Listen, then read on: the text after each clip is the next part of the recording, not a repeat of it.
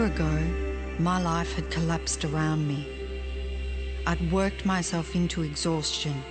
My father died suddenly, and my relationships were in turmoil.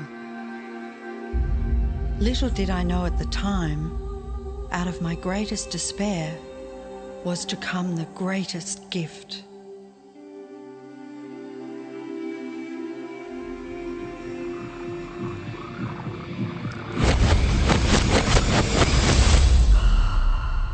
I'd been given a glimpse of a great secret.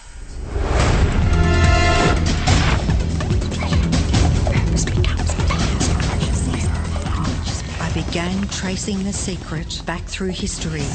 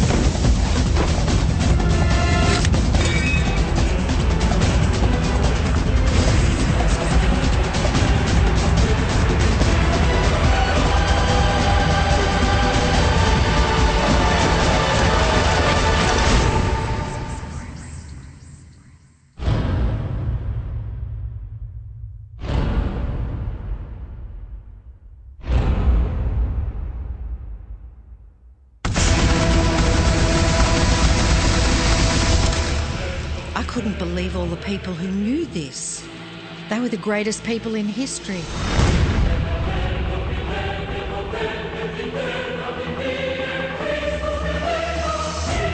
Why doesn't anyone know this? All I wanted to do was share the secret with the world. I began searching for people alive today who know the secret.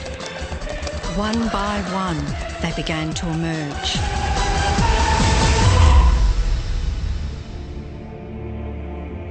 You know, this secret gives you everything you want. Happiness, health, and wealth. You can have, do, or be anything you want. We can have whatever it is that we choose. I don't care how big it is. What kind of a house do you want to live in? Do you want to be a millionaire? What kind of a business do you want to have? Do you want more success? What do you really want? I've seen many miracles take place in people's lives. Financial miracles, miracles of physical healing, mental healing, healing in relationships. All of this happened because of knowing how to apply the secret. This is the great secret of life.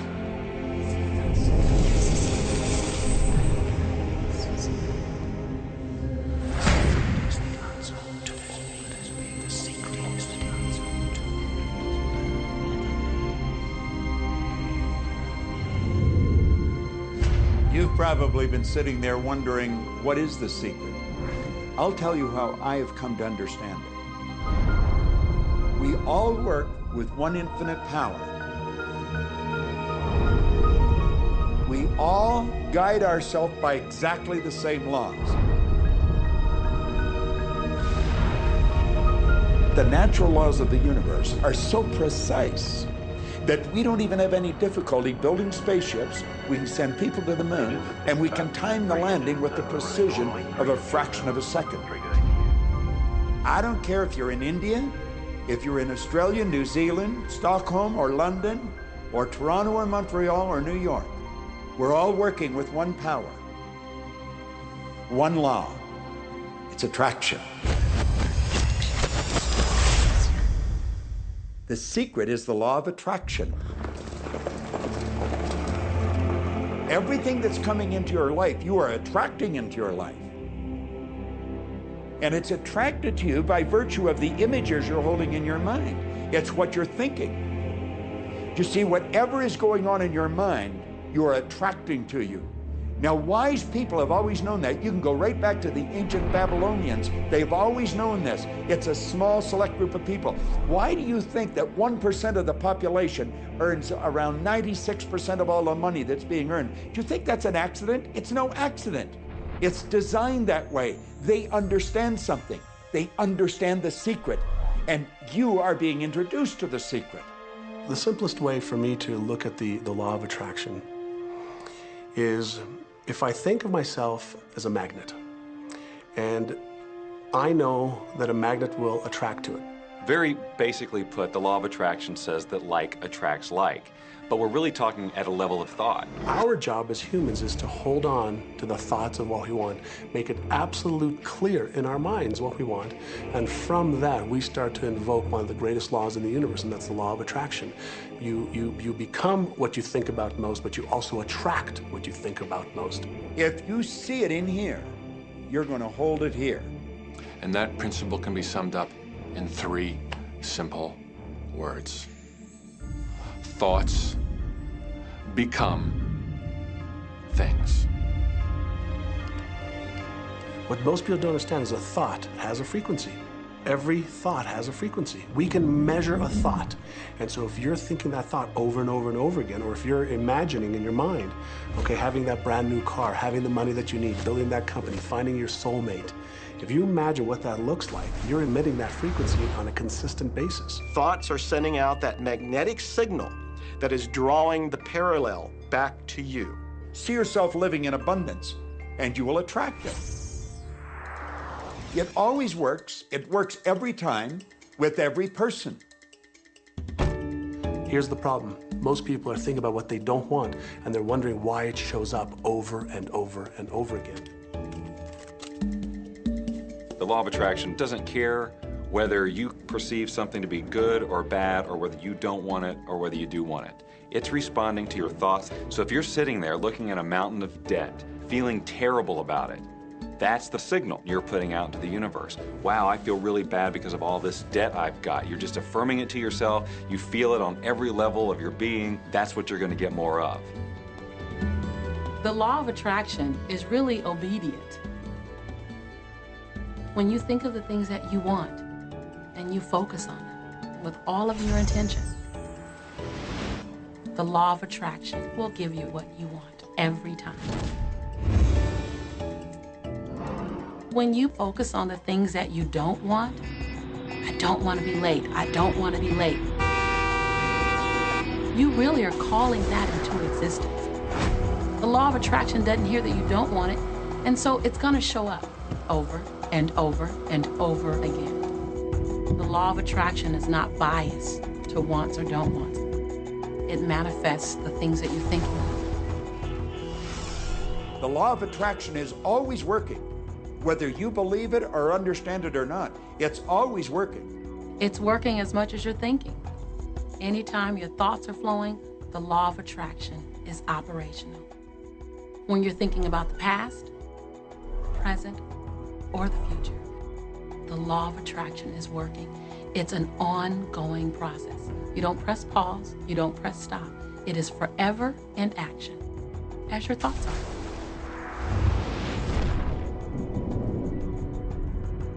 Creation is always happening.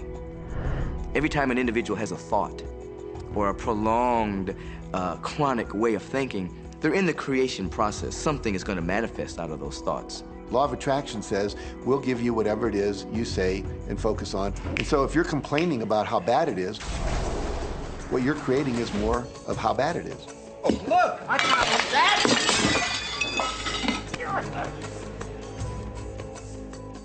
I had a student named Robert. Robert was a gay man, and he was taking an online course I have, part of which entails email access to me. And he outlined all of the grim realities of his life. In his job, all the people ganged up on him. And it was constantly stressful because of how nasty they were with him.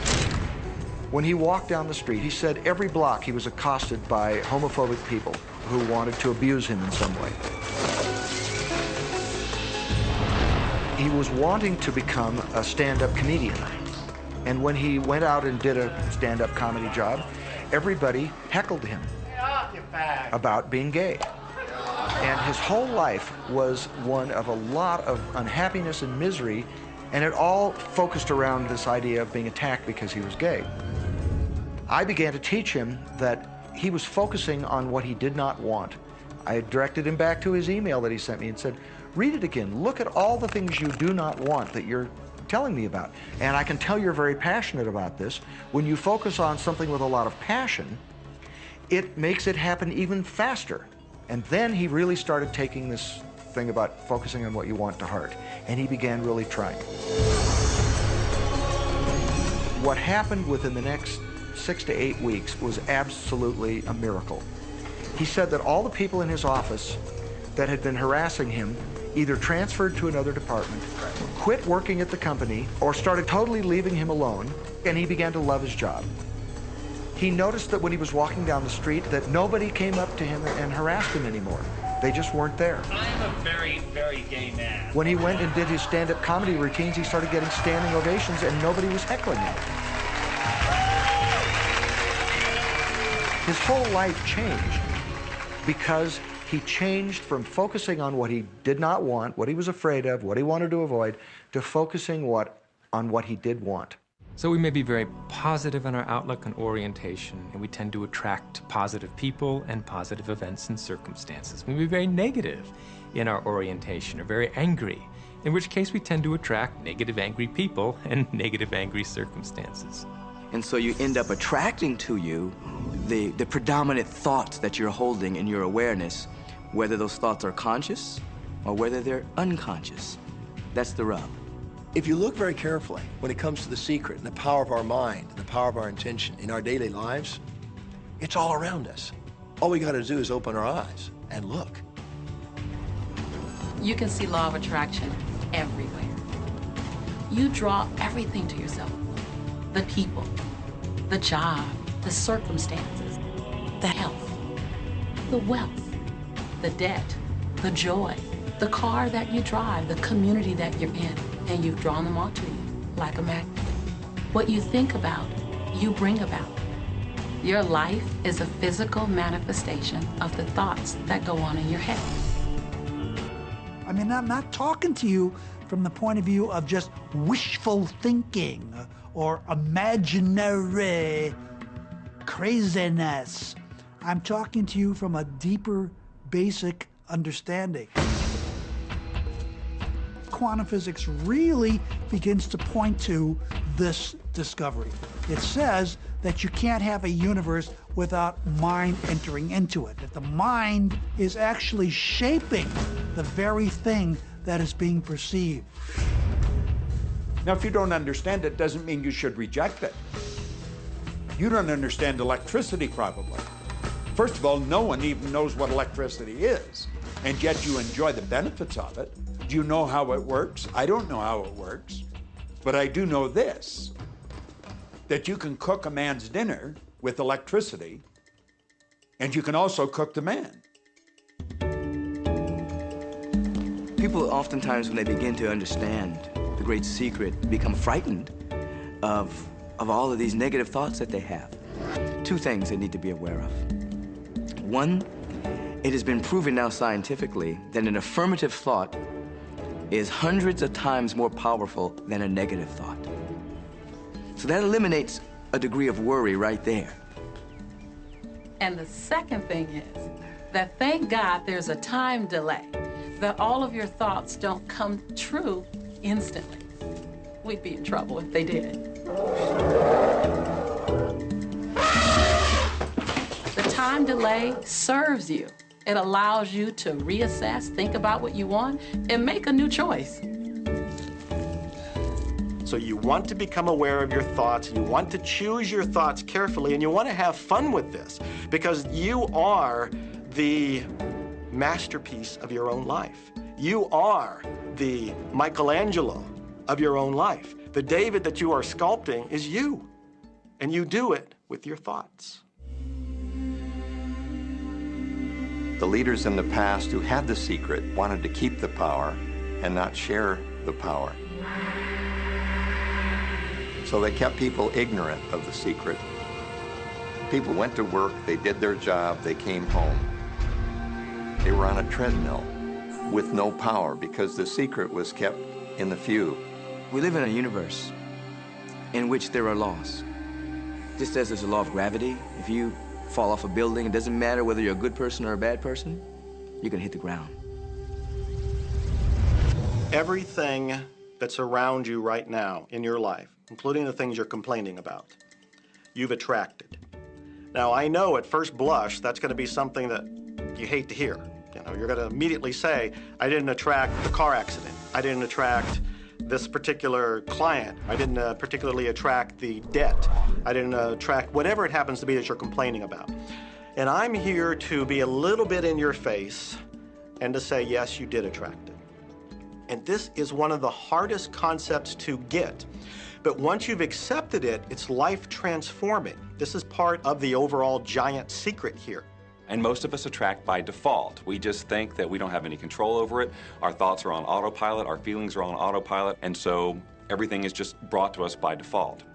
Now, if this is your first time to hear this, it may feel like, oh, I have to now monitor my thoughts. This is going to be a lot of work. It will seem like that at first, but that's where the fun begins. It's impossible to monitor every thought we have. Researchers tell us that we have about 60,000 thoughts a day. Can you imagine how exhausted you feel trying to control all of those thoughts? Fortunately, there's an easier way, and it's our feelings.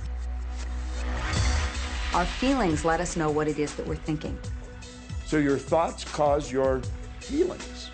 The emotions are this incredible gift that we have to let us know what we're attracting. Think about your feelings. You have good feelings and you have bad feelings. And you know the difference between the two because one makes you feel good and the other makes you feel bad. It's the depression, it's the guilt, it's the resentment, the anger. It's those feelings that don't make you feel empowered. Those are the bad feelings. On another level, it's called bad frequency or bad vibes or whatever you want to call it. The flip side to that is that you have good emotions, good feelings. And you know when they come because they make you feel good. Excitement, joy, gratitude, love. Imagine if we can feel that way every day. When you celebrate the good feelings, you'll draw to you more good feelings and things that make you feel good. So it's really so simple. It's right there. The answer is, what am I attracting right now? Well, how do you feel? I feel good. Well, good. Keep doing that. Our feelings are a feedback mechanism to us about whether we're on track or not, whether we're on course or off course. If you're feeling good, then you're creating a future that's on track with what you're desiring. If you're feeling bad, you're creating a future that's off track with your desires. As you go about your day, the law of attraction is working in every second. Everything we think, everything we're feeling is creating our future. If you're worried, if you're in fear, then that's bringing more of that into your life throughout the day.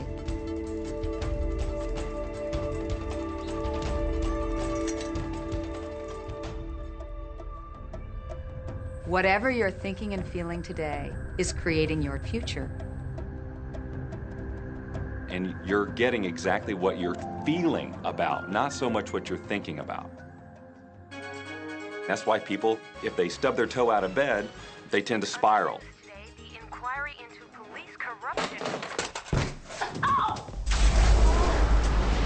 The whole day goes like that, you know? They have no clue that a simple shifting of their emotions can change their entire day and life. If you start out having a good day and you're in that particular happy feeling, as long as you don't allow something to change your mood, you're going to continue to attract, by the law of attraction, more situations, circumstances, people that sustain that happy feeling. Good days, bad days, rich get richer, poor get poorer. It's all about what these people are predominantly and continually feeling. You can begin right now to feel healthy. You can begin to feel prosperous. You can begin to feel the love that's surrounding you, even if it's not there. And what will happen is the universe will correspond to the nature of your song. The universe will correspond to the nature of that inner feeling and manifest because that's the way you feel. Your thoughts and your feelings create your life. It'll always be that way, guaranteed. So basically what you focus on with thought and feeling is what you attract into your experience, whether or not it's something you want. It's hard to swallow. But when we can begin to open ourselves up to that, the ramifications are awesome. It means that whatever thought has done in your life, it can be undone through a shift in your awareness.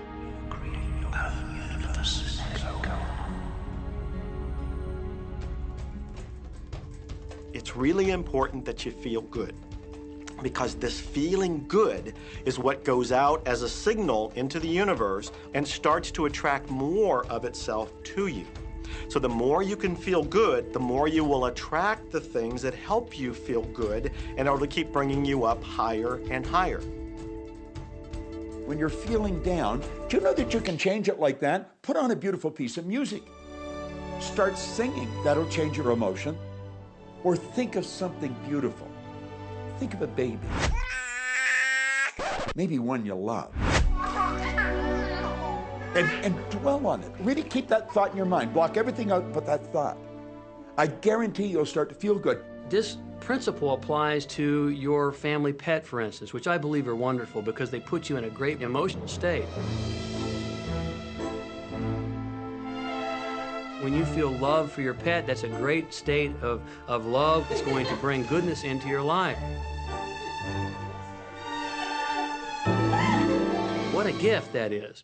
Once you begin to understand and truly master your thoughts and feelings, that's when you see how you create your own reality. That's where your freedom is. That's where all your power is. That's when you see how you can become a deliberate creator of your life. And when you are a deliberate creator of your life and you use this law of attraction, you will have a life that is beyond what you can possibly imagine right now. Since I learned the secret and started applying it to my life has truly become magical. I think the kind of life that everybody dreams of, and I live on a day-to-day basis. I live in a $4.5 million mansion.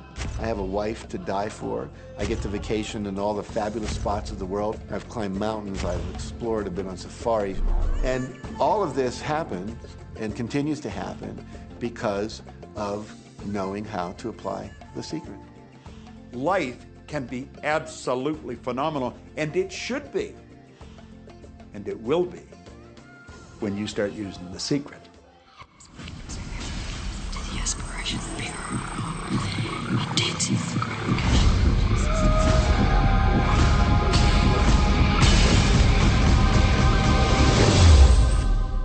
Well, a lot of people ask me what their job is in the creative process and what the job of the universe is. So let's look at that for a moment. Let's use this metaphor. If you think about Aladdin and his lamp, you've probably heard of that one. I mean, Aladdin picks up the lamp and he dusts it off, and out pops the genie.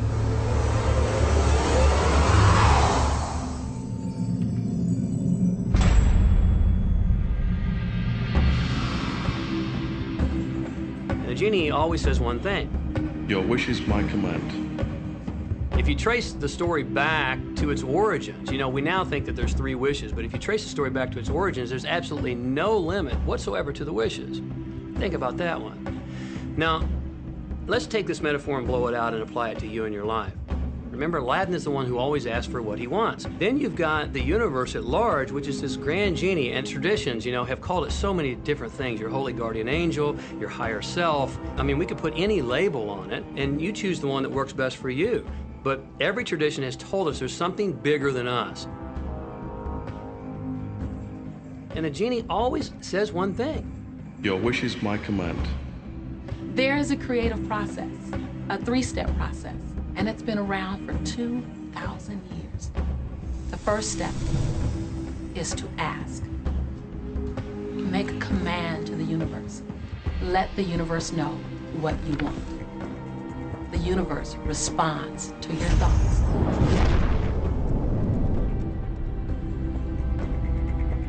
What do you really want? Sit down and write it out on a piece of paper. Write it in the present tense. You might begin by writing, I am so happy and grateful now that, and then explain how you want your life to be in every area. And this is really fun. This is like having the universe as your catalog, and you flip through it and you go, well, I'd like to have this experience, and I'd like to have that product, and I'd like to have a person like that. It is you just placing your order with the universe. It's really that easy. Step 2 is believe. Believe that it's already yours. Have what I love to call unwavering faith, believing in the unseen. Your wish is my command. And the universe will start to rearrange itself to make it happen for you. Most of us have never allowed ourselves to want what we truly want because we can't see how it's going to manifest. If you do just a little research, it is going to become evident to you that anyone that ever accomplished anything did not know how they were going to do it. They only knew they were going to do it. You don't need to know how it's going to come about. You don't need to know how the universe will rearrange itself. You don't know how, it'll be shown to you. You will attract the way. Most of the time when we don't see the things that we've requested, we get frustrated, we get disappointed, and we begin to become doubtful. The doubt brings about a feeling of disappointment. Recognize that feeling and replace it with a feeling of unwavering faith. I know, like I know, like I know that it's on its way. Step 3, and the final step in the process, is to receive. Begin to feel wonderful about it. Feel the way you will feel once it arrives. Feel it now. And in this process, it's important to feel good, to be happy, because when you're feeling good, you're putting yourself in the frequency of what it is that you're wanting. This is a feeling universe. So if you just intellectually believe something, but you have no corresponding feeling underneath that, you don't necessarily have enough power to manifest what you want in your life. You have to feel it.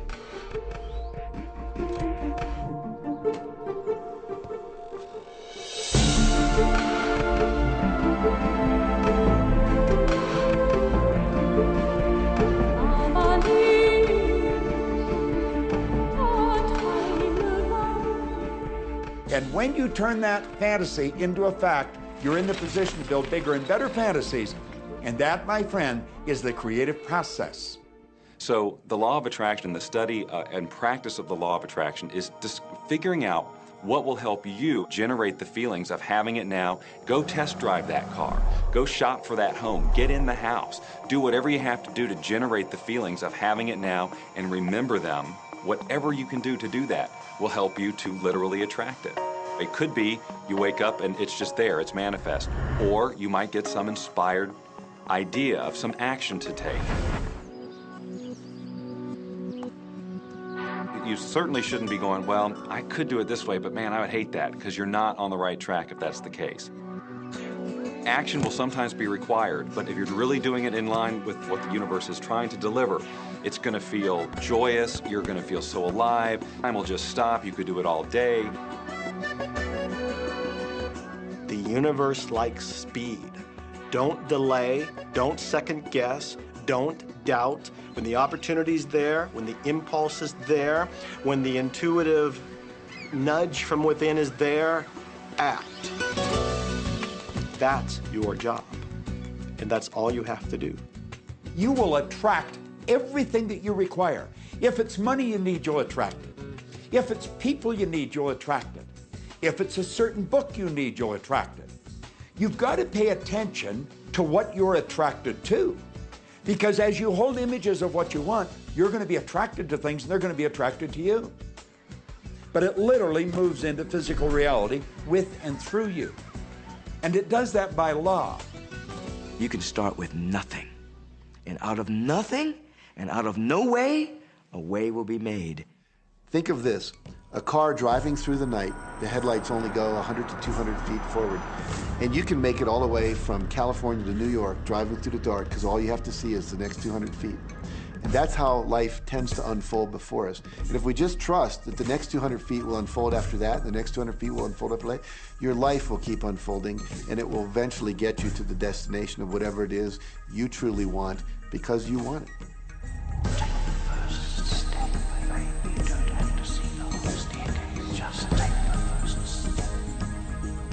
Well, another thing people wonder about is how long is this going to take? How long will it take to manifest the car, the relationship, the money, whatever it happens to be? Well, I don't have any rule book that says it's going to take you 30 minutes or 3 days or 30 days. I think it's more a matter of you being in alignment with the universe itself. Size it's nothing to the universe. It is no more difficult to attract on a scientific level something that we consider huge to something that we consider infinitesimally small. The universe does everything it does with zero effort. Grass doesn't strain to grow. It's effortless. It's just this great design. It's all about what's going on up here. It's about what we put in place, saying this is big, it's going to take some time. This is small, oh, I'll give it an hour. You know, those are our rules that we define. There are no rules according to the universe. You provide the feelings of having it now, it will respond. Some people have an easier time with little things, and so we sometimes say, well, start with something small, like a cup of coffee. Make it your intention to attract a cup of coffee today. Hold an image of talking to an old friend that you haven't seen for a long time. Somehow or another, somebody's going to start talking to you about that person. That person's going to phone you, or you'll get a letter from them. People are amazed how that I line up car parks, and I've done this right from when I first understood the secret. I would visualize a car space exactly where I want it, and 95% of the time it would be there for me, and I'd just pull straight in. 5% of the time I'd have to wait just a minute or two, and the person would pull out and I'd pull in. So I do that all the time.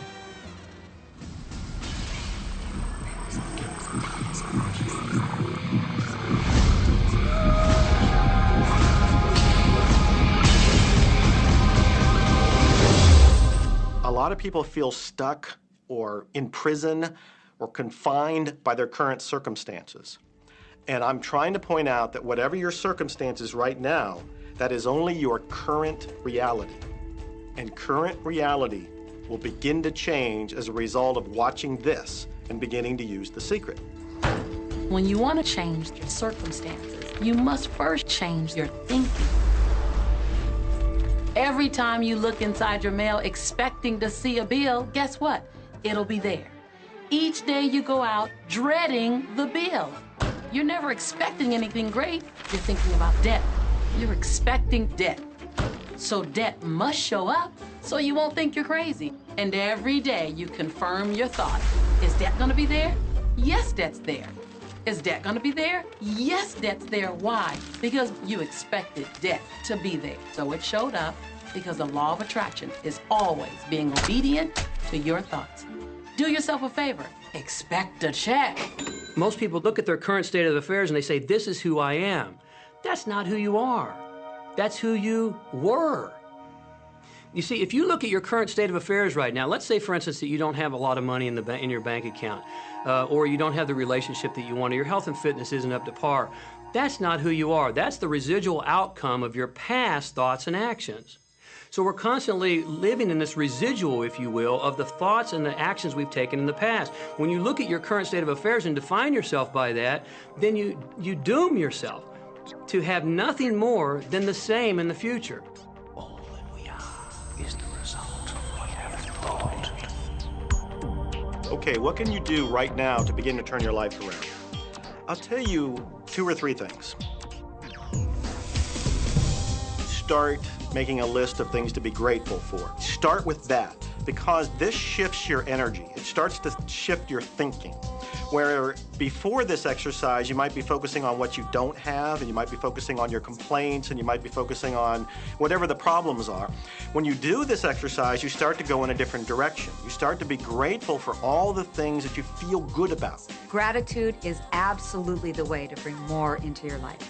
Every man knows that when his wife's appreciating him for the little things he does, what does he want to do? He wants to do more. It's always about appreciation. It pulls things in. It attracts support. I've said for many years that whatever we think about and thank about, we bring about.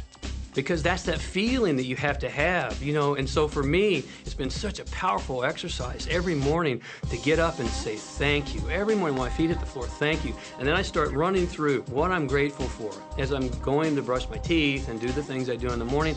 And I'm not just thinking about them and doing some rote routine, but I'm putting it out there and I'm feeling the feelings of gratitude. Because as soon as you start to feel differently about what you already have, you will start to attract more of the good things, more of the things you can be grateful for. Because you can look around and say, well, look, I don't have the car I want, I don't have the house I want, I don't have the health I want, I don't have the spouse I want. Whoop, back up, back up. Those are all the things you don't want. Focus on what you already have that you're grateful for. And it might be you have the eyes to watch this. It might be the clothes that you have. Yes, you might prefer something else, and you might get something else pretty soon if you start feeling grateful for what you have. I think everybody goes through times when they say, oh man, things aren't working right, or things are going bad, and there were some things going on in my family, and I found a rock. I was just sitting here holding this rock. You might see me carrying around. I found a rock, I stuck it in my pocket, and I said, you know what, every time I touch this rock, I'm going to think of something that I'm grateful for. And so every morning when I get up in the morning, I pick it up off the dresser, I put it in my pocket, and I go through the things that I'm grateful for. At night, what do? You empty your pocket, and there it is again. And I've had some different experiences with that. I've had some amazing experiences. I had a guy from South Africa, and he saw me drop it. He said, what is that? Well, what's that? I explained it to him, so he started calling it a gratitude rock. Gratitude rock. 2 weeks later, I got an email from him, from South Africa. And he said, my son is dying from a rare disease. It's a type of hepatitis. He said, would you send me 3 gratitude rocks? Now, they're just rocks I found off the street, you know? So I said, sure. I had to make sure that the rocks were very special. And so I went out to the stream, looked, picked out the right rocks, and sent them off to him. 4 or 5 months later, I get an email from him. He said, my son's better. He's doing terrific. And he said, but you need to know something. He says, we've sold over 1,000 rocks at $10 a piece as gratitude rocks, and we've raised all this money for charity. Thank you very much. And so it's very important to be in an attitude of gratitude, as I call it. Another thing that I would suggest that you do right now to turn your life around, and this is so huge that I can't find the words to describe just how powerful this can be for you.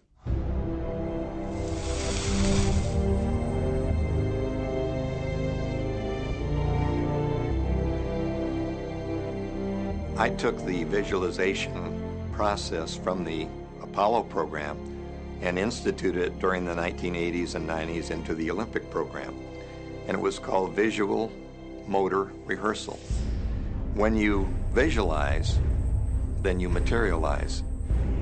And the interesting thing about the mind is we took Olympic athletes and then hooked them up to sophisticated biofeedback equipment and had them run their event only in their mind. Incredibly, the same muscles fired in the same sequence when they were running the race in their mind as when they were running it on the track. How could this be? Because the mind can't distinguish whether you're really doing it or whether it's just a practice. I think if you've been there in the mind, you'll go there in the body. When you're visualizing, when you've got that picture playing out in your mind, always and only dwell upon the end result.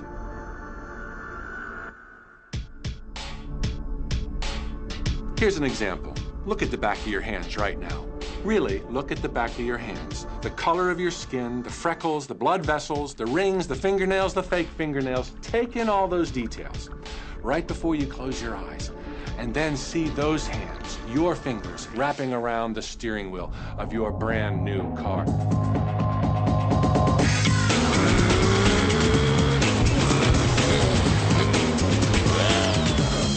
This is such a holographic experience, so real in this moment, that you don't even feel like you need the car because it feels like you already have it. It's the feeling that really creates the attraction, not just the picture or the thought. And I think for a lot of people, they think, well, if I think positive thoughts, or if I visualize having what I want, that'll be enough.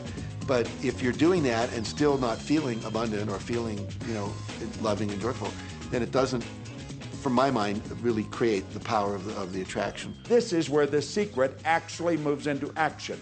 You put yourself in the feeling place of really being in that car, not, oh, I wish I could get that car, or someday I'll have that car, because that's a very definite feeling associated with that. It's not in the now, it's not, it's in the future. If you stay in that feeling, it will always be in the future. Feel the joy, feel the happiness, no matter how silly it seems in that dark and quiet room, and you're going, woohoo! Do it! A lot of people will say, come on, do I have to do that? How bad do you want change?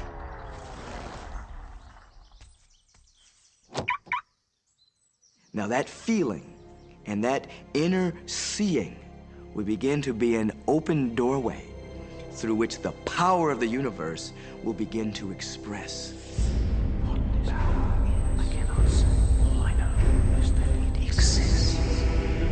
Our job is not to figure out the how. The how will show up out of the commitment and the belief in the what. The hows are the domain of the universe. It always knows the shortest, quickest, fastest, most harmonious way between you and your dream. If you turn it over to the universe, you will be surprised and dazzled by what is delivered to you. This is where magic and miracles happen. Well, I would say you want to do this virtually daily, but my disclaimer is this should never be a chore. What's really bottom line importance here to the whole secret is feeling good. You want to feel exhilarated by this whole process. You want to be high, happy, in tune as much as possible. The only difference between people who live in this way, who live in the magic of life, and those who don't, is that the people who live in the magic of life have habituated ways of being. They've made a habit of using the law of attraction, and magic happens with them wherever they go. Because they remember to use it. They use it all the time, not just as a one-time event.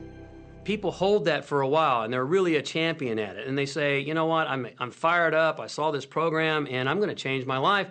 And yet, results aren't showing, and beneath the surface, it's just about ready to break through. And someone will look at the surface results and go, this stuff doesn't work. And you know what? The universe says, your wish is my command. And it goes down. Knowing the law of attraction, I wanted to really put it to use and to see if it was, what would happen. And in 1995, I started to create something called a vision board, where I take something that I would want to achieve, or something that I want to attract, like a car or a watch or the soulmate of my dreams, and I'd put a picture of what I wanted up on this board called the vision board. And every day I would sit in my office and I would look up at this board and I would start to visualize. I would really get into the state of having already acquired it. And I was getting ready to move, as we put all the furniture, all the boxes put into storage. And I made 3 different moves over a period of 5 years. And then I ended up in California and bought this house, renovated it for a year, and then had all the stuff brought from my former home 5 years earlier. One morning, about 7:30 in the morning, my son comes into my office, and one of the boxes that was sealed for 5 years was right at the doorstep.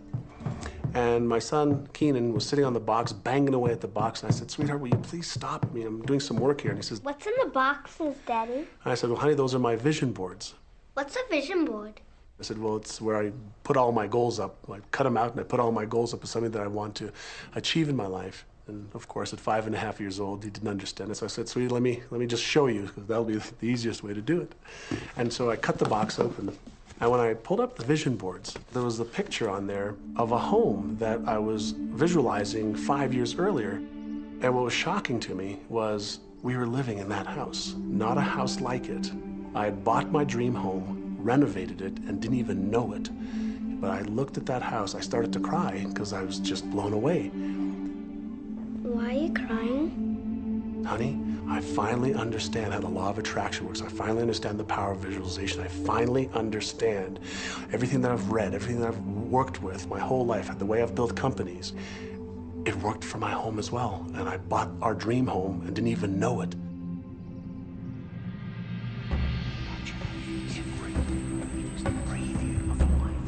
Attraction. decide what you want, believe you can have it, believe you deserve it, and believe it's possible for you. And then close your eyes every day for several minutes and visualize having what you already want and feeling the feelings of already having it. Come out of that and focus on what you're grateful for already. And really enjoy it, okay? And then go into your day and release it to the universe and trust that the universe will figure out how to manifest it.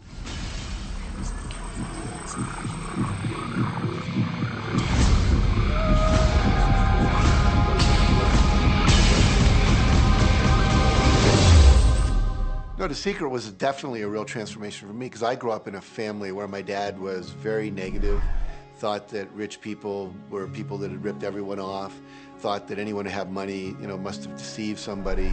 And so I grew up with a lot of beliefs about money, that if you had it, it made you bad. Only evil people have money.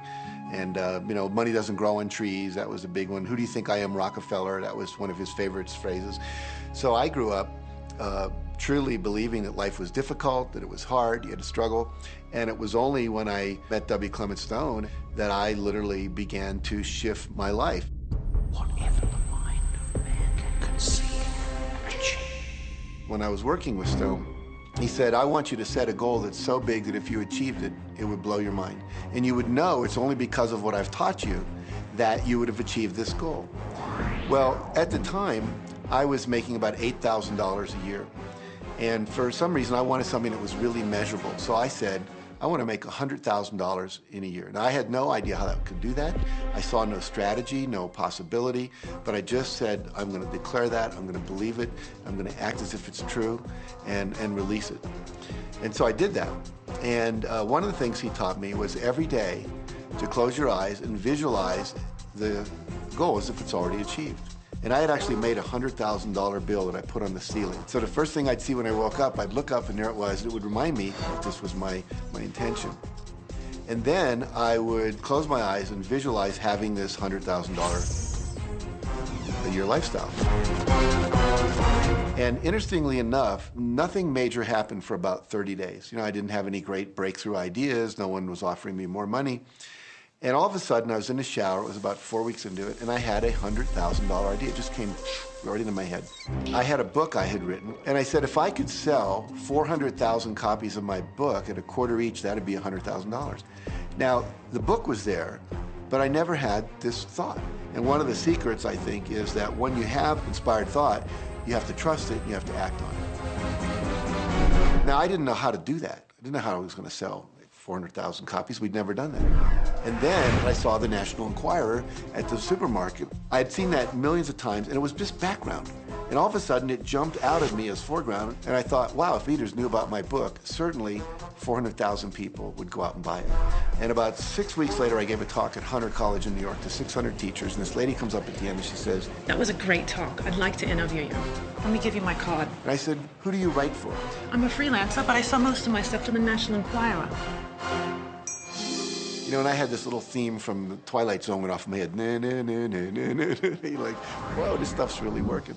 So that article came out, and our book sales started to take off. But the point I want to make is that I was attracting into my life all these different events, including this person. And to make a long story short, I did not make $100,000 that year. We made $92,327. But do you think we were like depressed and going, this doesn't work? No, we were going, whoa, this is amazing. And so my wife said to me, wow, if it works for 100,000, you think it'd work for $1 million? And I said, I don't know. I think so. Let's try it.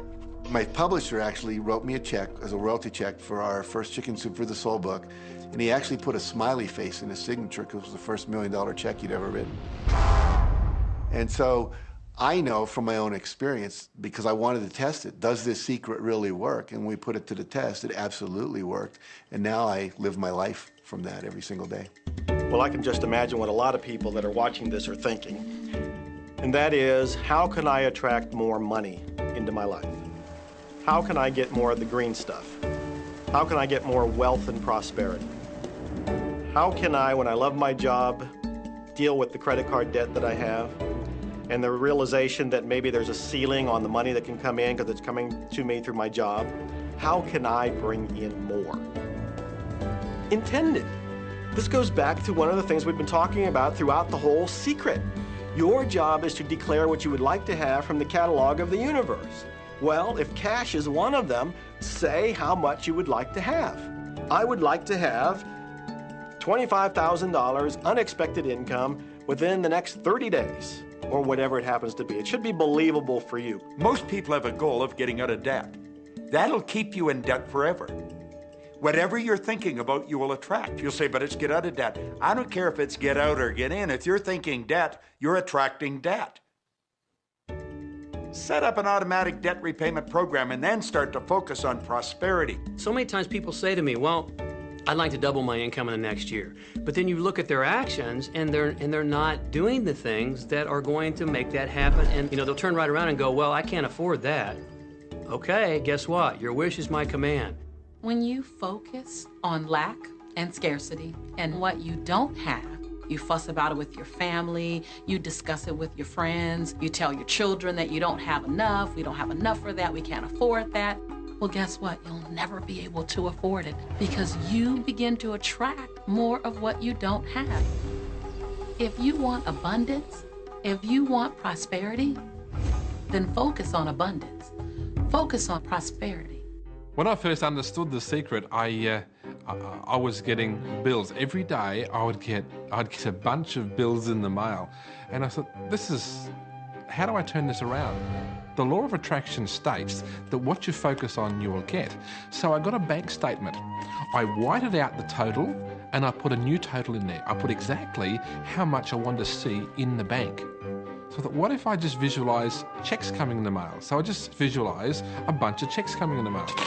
Within just 1 month, things started to change. And it is amazing. Today, I just get checks in the mail. I get a few bills, but I get more checks than bills. I grew up on you have to work hard for money, you have to work hard for money. And so I replaced that with money comes easily and frequently. Now, in the beginning, it feels like a lie, right? There was a part of your brain that will say, oh, you liar, it's hard. So you have to know it's this little tennis match that will go on for a while. When it comes to creating wealth, wealth is a mindset. It's all about how you think. I'd say 80% of my coaching that I do one-on-one with folks is about their psychology and the way they think. And I know when people are listening, they say, oh, well, you can do it, I can't. Every person has the capability to change the way they're in a relationship and conversation with money. I find so many people who maybe make a tremendous amount of money, but their relationships stink. That's a technical term, by the way. And that's not wealth. It really isn't. You can go after the money and you might get rich, but it doesn't guarantee you'll be wealthy. I'm not suggesting that money isn't a part of wealth. It absolutely is, but it's only a part. And then I meet a lot of people who are quote unquote spiritual, but they're sick and broke all the time. That's not wealth either. Life is meant to be abundant in all areas.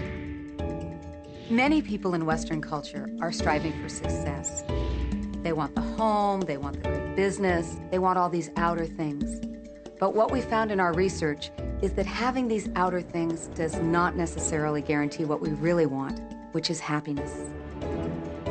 So we go for these outer things, thinking they're going to bring us happiness, but it's backwards. You need to go for the inner joy, the inner peace, the inner vision first, and then all of the outer things appear.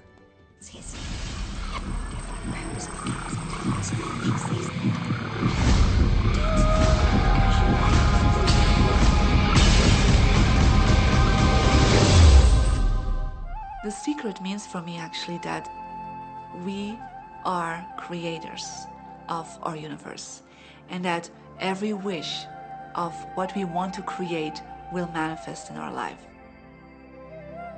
Therefore, it's very important what you wish, what your thoughts are, what your feelings are, because it will manifest.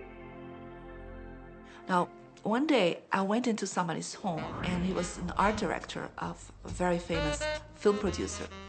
And in every corner, he had this beautiful image of a woman, a naked woman dressed with a fabric, kind of doing this, kind of saying, oh, I don't look at you, I don't see you, And I said, I think you have trouble in your romance.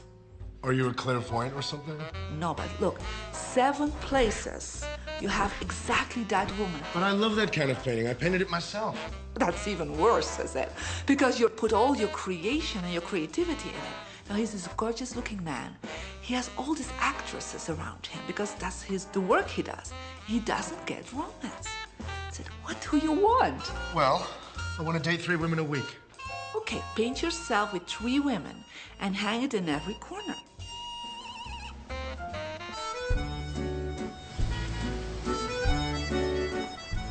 Six months later, I see him in Europe and said, how is your love life? Great. They just call me. They all want to date me. Because that's your wish. Now I have like 3 dates a week. They're fighting over me. Good on you. But I really want to stabilize a little bit.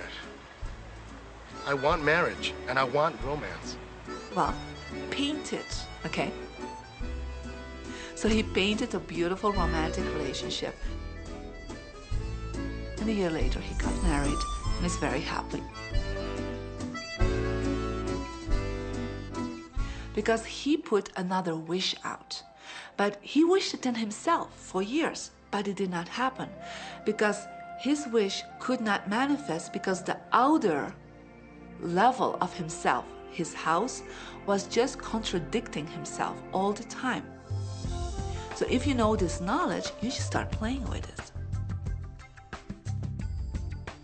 Inside relationships, it's important to first understand who's coming into the relationship, and not your partner, but to understand yourself. How can you ever expect anyone else to enjoy your company if you don't enjoy your own company? And so, again, the law of attraction, or the secret, is about bringing that into your life, and you've got to get really, really clear. Here's the question I want to ask you to consider. Do you treat yourself the way that you want other people to treat you? You become the solution for you. Don't now you owe me and you need to give me more. Instead, give more to yourself. Take time off to give to yourself, in a sense, to fill yourself up to fullness, to where now you can overflow in giving. I got into many relationships expecting my partner to show me my beauty because I didn't see my own beauty. See, when I was growing up, my heroes, or my she-ros, were the Bionic Woman, Wonder Woman, or Charlie's Angels. And while they're wonderful, they didn't look like me. It wasn't until I fell in love with Lisa, my mocha skin, my full lips, my round hips, my curly hair.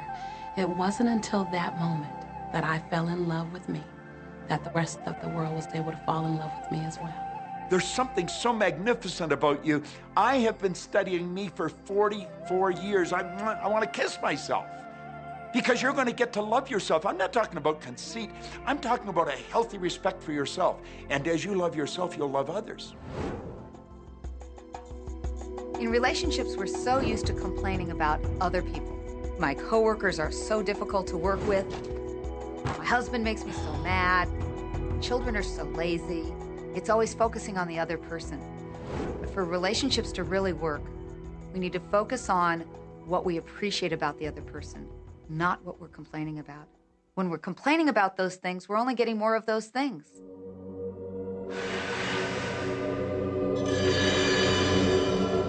Even if you're having a really hard time in a relationship, things aren't working, you're not getting along, someone's in your face, you still can turn that relationship around. Take a piece of paper and for the next 30 days, once a day, sit down and write all the things that you appreciate about that person. Think about all the reasons that you love them. You appreciate their sense of humor. You appreciate how supportive they are. And what you'll find is that when you focus on appreciating and acknowledging their strengths, that's what you'll get more of. And the problems will fade away. We cannot control other people, no matter how hard we try. So what you'll find is if somebody's come home in a bad mood, and you're actually in a good mood, you'll find yourself in a different place from them in that moment. We create our own happiness through the law of attraction. Oftentimes, you give others the opportunity to create your happiness. And many times, they fail to create it the way you want it. Why? Because only one person can be in charge of your joy, of your bliss, and that's you. So even as a parent, as a child, as a spouse, even the people closest to you, they do not have the control to create your happiness. Your joy lies within you.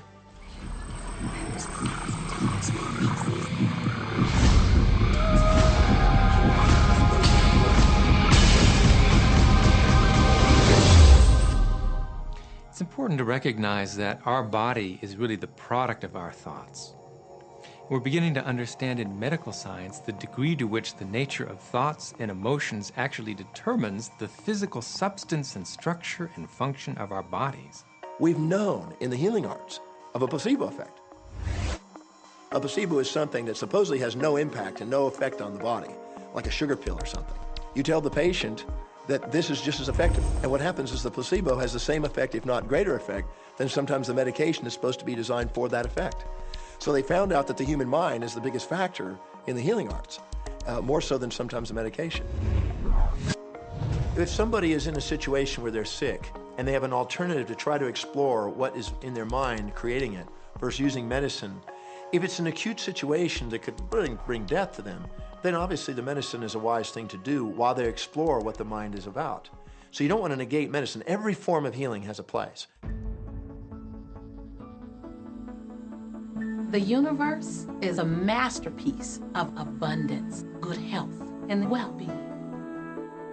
When you open yourself up to feel the abundance of the universe, you'll experience the wonder, the joy, the bliss. You'll experience all the great things that the universe has for you. Good health, good wealth, good nature. When you shut yourself off with negative thoughts, you'll feel the discomfort, you'll feel the aches, you'll feel the pain. You'll feel as if every day is painful to get through. You know people who have had terminal disease. Stop and think of the word dis-ease. Hyphenate the word. That's a body that's not at ease. We've got 1,000 different diagnoses and disease out there. They're just the weak link. They're all the result of one thing, stress. And you put enough stress on the chain, you put enough stress on the system, and one of the links breaks. Our physiology creates disease to give us feedback, to let us know we have an imbalanced perspective and we're not loving and we're not grateful. So the body's signs and symptoms are not something terrible. The question that's frequently asked is when a person has manifested a disease in their body temple or some kind of discomfort in their life, through the power of right thinking, can it be turned around? And the answer is absolutely yes. On November 23rd, I was diagnosed with breast cancer. I truly believed in my heart, with my strong faith, that I was already healed. During the day, all day long, I would just say, thank you for my healing. On and on and on I went, thank you for my healing. I believed in my heart I was healed. I saw myself as if cancer was never in my body. One of the things I did to heal myself was to watch very funny movies. That's all we would do, is just laugh, laugh, laugh. We couldn't afford to put any stress in my life because we knew stress was one of the worst things you can do while you're trying to heal yourself. From the time I was diagnosed, which was November 23rd, to the time I was healed totally was approximately 3 months. And that's without radiation and chemotherapy. Well, we come with a basic program. It's called self-healing. You get a wound, it grows back together. You get a bacterial infection, the immune system comes and takes care of those bacteria and heals it up. The immune system is made to heal itself. Disease cannot live in a body that's in a healthy emotional state. Your body is casting off millions of cells every second, and it's creating millions of new cells. In fact, literally, parts of our body are replaced every day. Other parts take a few months, other parts a couple of years. But within a few years, we have a brand new physical body. If you have a disease and you're focusing on it and you're talking to people about it, you're going to create more diseased cells. See yourself living in a perfectly healthy body. Let the doctor look after the disease. You have two people, both stricken with something. But one chooses to focus on joy. They choose to live in possibility. they choose to live in hopefulness. They focus on all the reasons why they should be joyful and grateful. Then you have the second person. Same diagnosis, but they choose to focus on the dis-ease. They focus on the pain. They focus on the woe is me. When a person is completely focused on what's wrong in their symptoms, they will perpetuate it. The healing will not occur until they shift their attention from being sick to being well, because that's the law of attraction. Happier thoughts lead to essentially a happier biochemistry, a happier, healthier body. Negative thoughts, stress, have been shown to seriously degrade the body and the functioning of the brain, because it's our thoughts and emotions that are continuously reassembling, reorganizing, recreating our body. Remove physiological stress from the body, and the body does what it was designed to do. It heals itself. I've seen kidneys regenerated. I've seen cancer dissolved. I've seen eyesight improve and come back. I always say that incurable means curable from within. You can change your life and you can heal yourself.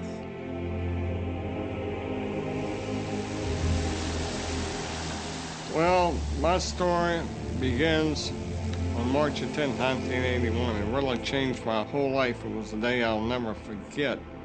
I crashed an airplane.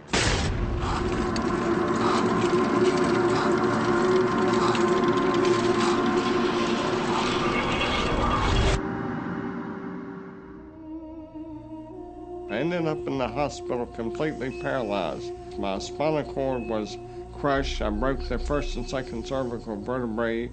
My swallowing reflex was destroyed. I couldn't eat or drink. My diaphragm was destroyed. I couldn't breathe. All I could do was blink my eyes.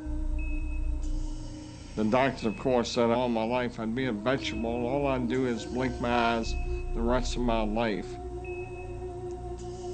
That's the picture they saw of me, but it didn't matter what they thought. The main thing was what I thought.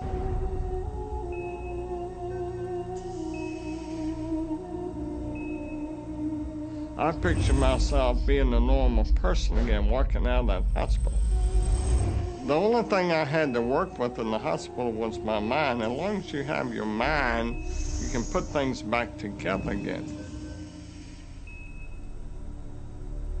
I was hooked to a respirator, and they said I'd never breathe on my own again because my diaphragm was destroyed. But this little voice kept saying to me, breathe deep, breathe deep.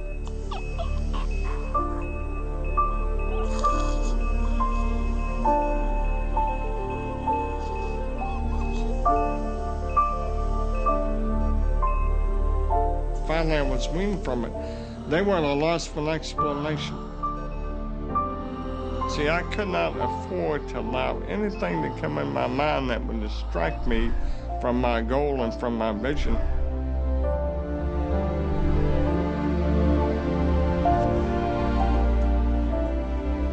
Well, I set a goal to walk out of the hospital on Christmas. That was my goal.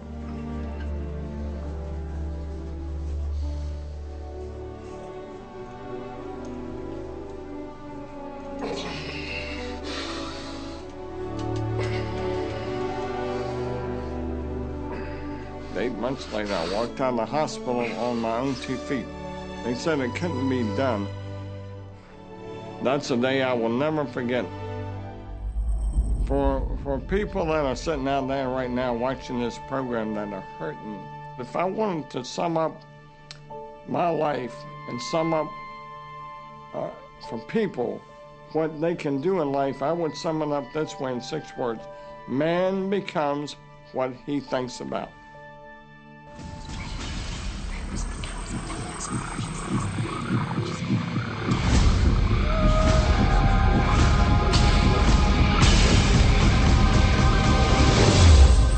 People have a tendency to look at the things that they want and say, yes, I like that. I want that. However, they look at the things that they don't want and they give just as much energy, if not more energy, with the idea that they can stamp it out. They can eliminate it, obliterate it. In our society, we've become content with fighting against cancer, fighting against poverty, fighting against drugs, fighting against terrorism, fighting against violence. We tend to fight everything we don't want. Anything we focus on, we do create. So if we're really angry, for instance, at a war that's going on, or strife, or suffering, we're adding our energy to it. We're pushing ourselves, and all that only creates resistance. The reason that what you resist persists is because if you're resisting something, you're saying, no, I don't want this thing because it makes me feel this way, the way I'm feeling right now. So you're just putting out this really strong emotion of, wow, I really don't like this feeling, and it's there, and it just comes racing towards you. You know, the anti-war movement creates more war. The anti-drug movement has actually created more drugs because we're focusing on what we don't want, drugs. How much sense does it make for us to give the problem all of the energy, as opposed to focusing on trust, love, living in abundance, education, peace? Mother Teresa was brilliant. She said, I will never attend an anti-war rally. If you have a peace rally, invite me. You know, she knew. She understood the secret. I mean, look what she manifested in the world. So if you're anti-war, be pro-peace. If you're anti-hunger, be pro-people having more than enough to eat. If you're anti a particular politician, be pro his opponent. Often, elections are tipped in the favor of the person that people are really against because he's getting all the energy and all the focus. You want to focus on what you want, not what you don't want. It's okay to notice what you don't want because that gives you contrast to say, well, this is what I do want. But the fact is that the more you talk about what you don't want or talk about how bad it is, read about all of that all the time, and then say, oh, how terrible it is, well, you're creating more of that. You know, so many times people say to me, well, James, I have to be informed. Maybe you have to be informed, but you don't have to be inundated. I always say when the voice and the vision on the inside become more profound and more clear and loud than the opinions on the outside, you've mastered your life. Learn to become still and to take your attention away from what you don't want and all the emotional charge around it and place the attention on what you wish to experience. Energy flows where attention goes. It's not your job to change the world or the people around you. It's your job to go with the flow inside of the universe and to celebrate it inside the world that exists. One of the questions I get almost all the time, and it's probably on somebody's mind right now if it's not on yours, and that's the idea that, well, if everybody uses The Secret and they all treat the universe like a catalog, aren't we going to run out of stuff? Won't everybody just make a run for it and bust the bank? What's beautiful about the teaching of the Great Secret is that there's more than enough to go around for everyone. There is a lie that acts like a virus within the mind of humanity. And that lie is there's not enough good to go around. There's lack, and there's limitation, and there's just not enough. That lie has people living in fear, greed, stinginess, and those thoughts of fear, greed, stinginess, and lack become their experience. So the world has taken a nightmare pill. Now the truth is, there's more than enough good to go around. There's more than enough creative ideas. There's more than enough power. There's more than enough love. There's more than enough joy. All of this begins to come through a mind that is aware of its own infinite nature. Every great teacher who's ever walked the planet has told us that life was meant to be abundant. And so just when we think that resources are dwindling, we find new resources to achieve the same things. And so even though we say we have lack, it's because we don't open up our vision and see all of what's around us. You know, when everybody starts to live from their heart and go for what they want, they don't go for the same things. That's the beauty of this. We don't all want BMWs. We don't all want the same person. We don't all want the same experiences. We don't all want the same clothing. We don't all want fill in the blank. There's enough for everyone. If you believe it, if you can see it, if you act from it, it will show up for you. That's the truth. Everything that you want, all the bliss, all the joy, all the love, all of the abundance, all of the prosperity. It's there, ready and waiting for you to grab a hold of it. Now you gotta get hungry for it. You have to want it. You gotta be intentional. And when you become intentional and on fire for what you want, the universe will deliver you every single thing that you've been wanting. Recognize the beautiful and wonderful things around you and bless and praise them. And on the other side, the things that aren't currently working the way you want them to work, don't spend your energy faulting or complaining. Embrace everything that you want so you can get more of it. Most of the leaders in the past missed the great part of the secret, which is empowering and sharing with others. This is the best time to have ever been alive in history. It's the first time we've ever had the power to gain knowledge at our fingertips.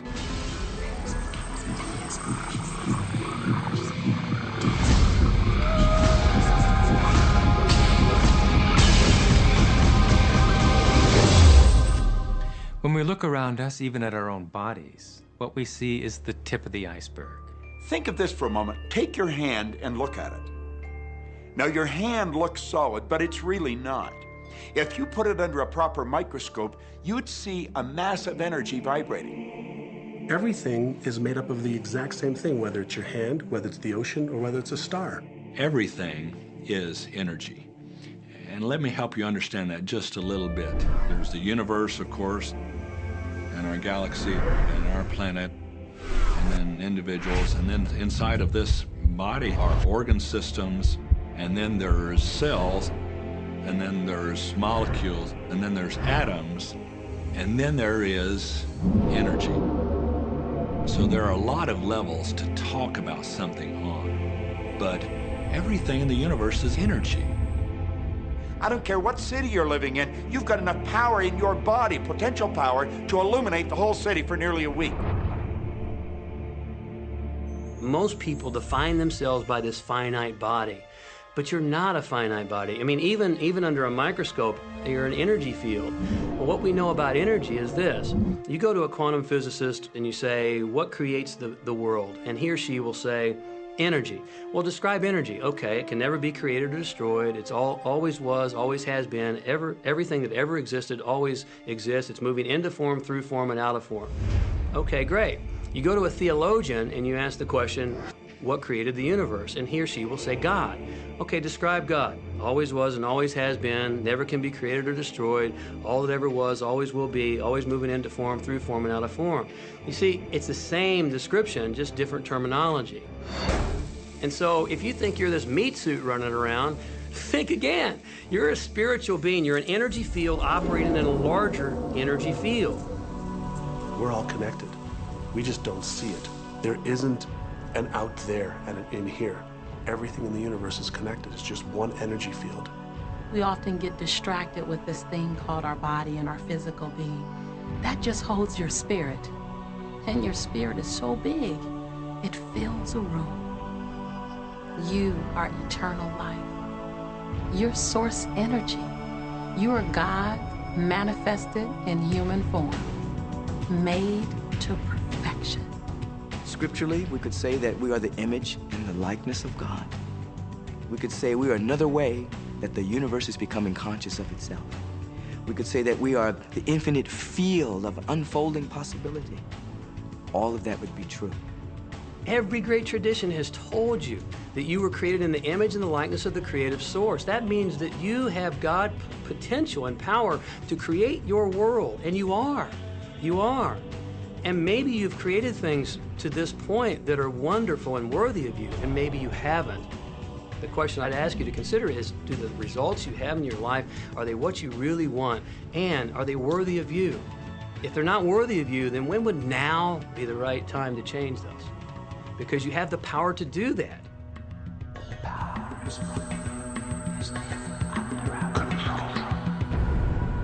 You know, a lot of people feel like they're victims in life, and they'll often point to past events, perhaps growing up with an abusive parent or in a dysfunctional family. And I would add as a parenthesis here that most psychologists believe that about 85% of families are dysfunctional, so it's like all of a sudden you're not so unique. My parents were alcoholics, my dad abused me, my mother divorced him when I was 6. From the age of 13 to 18, I was involved in street gangs. I had a severe motorcycle accident. I was homeless at one point in Dallas. I lived in poverty for 15 years in Houston. When I was a child, I had learning difficulties, and I was considered learning disabled, and I was told I would never read, write, or communicate, never amount to anything, not go very far in life. I mean, that's almost everybody's story in some form or not. So that's just called so what. The real what is, what are you going to do now? What do you choose now? Because you can either keep focusing on that or you can focus on what you want. And when people start focusing on what they want, what they don't want falls away. And that part expands and the other part disappears. You are the designer of your destiny. You are the author. You write the story.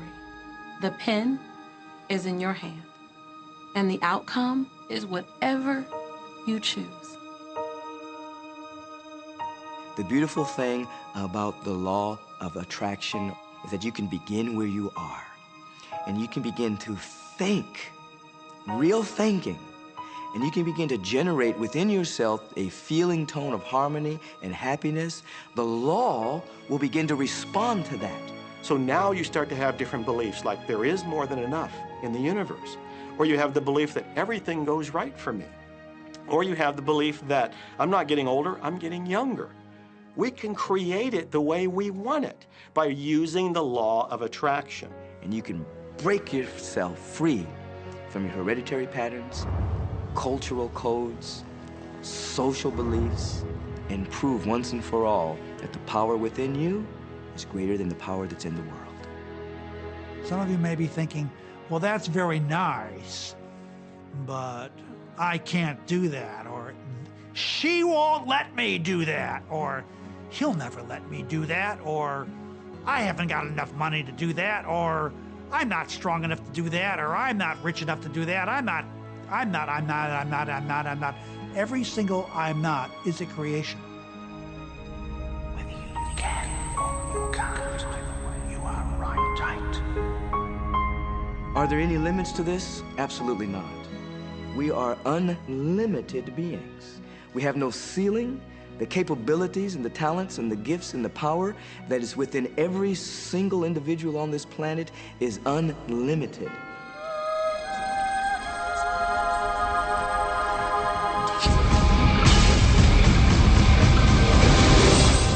There is no blackboard in the sky on which God has written your purpose, your mission in life. There's no blackboard in the sky that says, Neil Donald Walsh, a handsome guy who lived in the first part of the 21st century, who, then there's a blank, you know, and all I have to do to really understand what I'm doing here, why I'm here, is to find that blackboard and find out what God really has in mind for me. But the blackboard doesn't exist. So your purpose is what you say it is. Your mission is the mission you give yourself. Your life will be what you create it as, and no one will stand in judgment of it now or ever. It took a lot of years for me to get this, because I grew up very much with this idea that, you know, there was something I was supposed to do, and if I wasn't doing it, I was like, God wouldn't be happy with me, you know? When I really got that my primary aim was to feel and experience joy, then I began to do only those things which brought me joy. We have a saying, you know, if it ain't fun, don't do it, you know? Joy, love, freedom, happiness, laughter. That's what it is. And if you've just experienced joy sitting there and meditating for an hour, by golly, do that. If you experience joy eating a salami sandwich, then do that. When I pet my cat, I'm in a state of joy. When I walk in nature, I'm in a state of joy. So I want to constantly put myself in that state. And when I do that, then all I have to do is have the intention of what I want, and what I want manifest. So inner happiness actually is the fuel of success. Anything that makes you feel good is always going to be drawing in more. You are listening to this right now. It's you that drew this into your life. It's your choice whether you want to take it and utilize it, If it feels good, if it doesn't feel good, then you know, let it go. Find something that feels good, that resonates with your heart.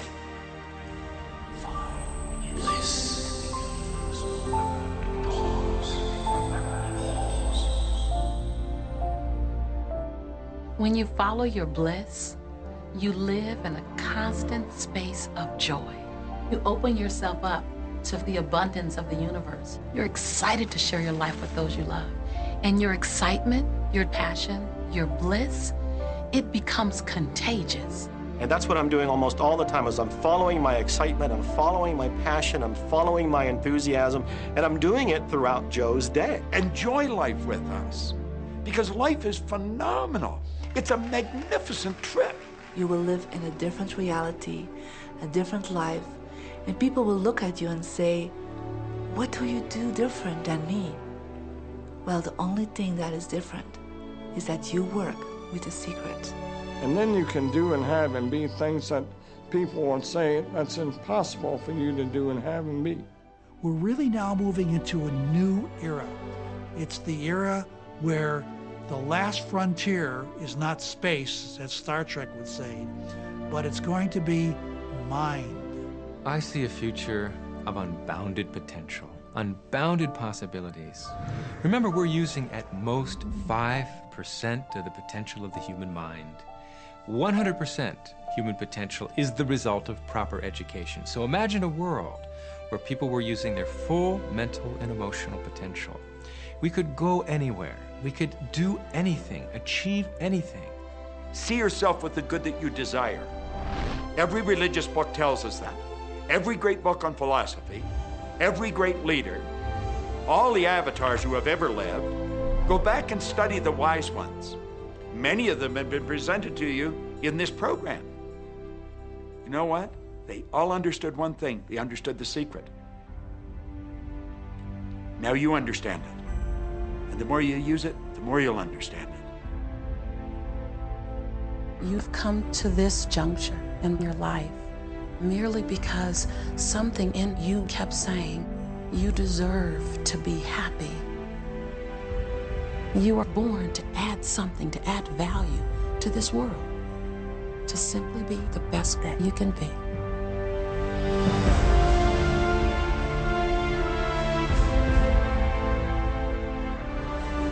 Every single thing you've been through, every single moment that you've come through, were to all prepare you for this moment right now.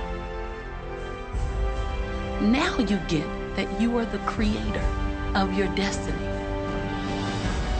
Imagine what you can do from this day forward with what you now know. What will you do with the moment? How will you seize the moment? No one else can dance your dance. No one else can sing your song. No one else can write your story. Who you are, what you do, begins right now. I believe that you're great, that there's something magnificent about you. Regardless of what has happened to you in your life, regardless of how young or how old you think you might be, the moment you begin to think properly, there's something that is within you, there's power within you that's greater than the world, it will begin to emerge. It will take over your life. It will feed you. It will clothe you. It will guide you, protect you, direct you, sustain your very existence if you let it. Now that is what I know for sure.